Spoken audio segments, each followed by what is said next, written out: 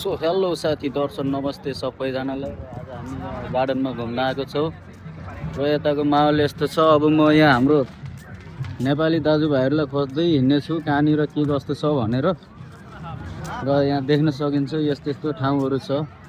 एकदमै राम्रो ठाउँ छ। साउदी अरबको अल खार्ज भन्ने ठाउँमा बच्चाहरू खेल्नेदेखि लिएर सबै एकदम राम्रो छ। यहाँको लोकलहरूदेखि लिएर सबै छन्। यहाँ हेर्दा चाहिँ हाम्रो नेपाली दाजुभाइहरू हो कि जस्तो लागिरहेछ। एकचोटि म गएर कुरा गर्ने कोसिस गर्छु, बुझ्दै गरौँ है। हेलो हेलो दाजुहरू नेपालदेखि हो? नमस्कार है हजुर नमस्कार। नेपाली हामी सबैजना नेपाल हो? नेपाल कहाँदेखि हजुरहरू? हामी विभिन्न ठाउँबाट छौँ हजुर। पूर्व मेचीबाट, कोही पश्चिम महाकालीबाट, सबैजना यताउता।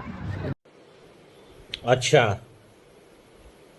ठीक है। के छ हजुरले भिडियो सिडियो बनाउनु भएको हो? म चाहिँ यसो सानो भिडियो सिडियो बनाउँछु। मेरो एउटा युट्युब च्यानल छ सानो। हजुर म चाहिँ नेपाल पाल्पा रामपुरदेखि है। पाल्पारामा। अनि यहाँ कति समयदेखि हुनुहुन्छ?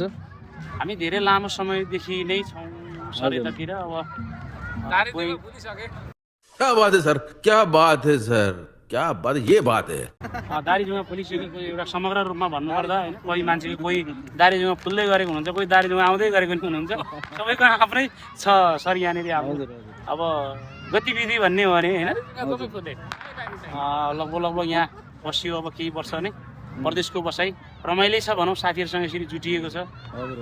रातिको समय भए पनि यो तरिकाले एउटा साथीहरूसँग बाहिर छुट्टै चौरमा आएर बस्नु पाउनुको रमाइलो। त्यही त मजाले बस्नु भयो रहेछ। म यसो यता बसाइ छुट्टै छ नि, ट्याक्क गाउँघरमा ससुराली बसाइ नै छ नि। झ्याप्पै आएर अब भुइँमा केही ओछ्याउनु बिछाउनु पऱ्यो, झ्याम्मै बिछाएर बसिएको छ। हजुर एकदम ठिक छ राजा सर। अनि के गर्नु, चलिरह भन्नुहुन्छ परदेशतिरको बसाइ।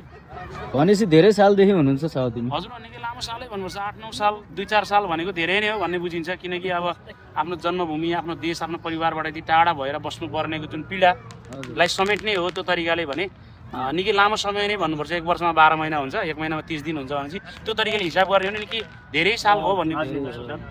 हजुर क्यालेन्डर हिसाबै लगभग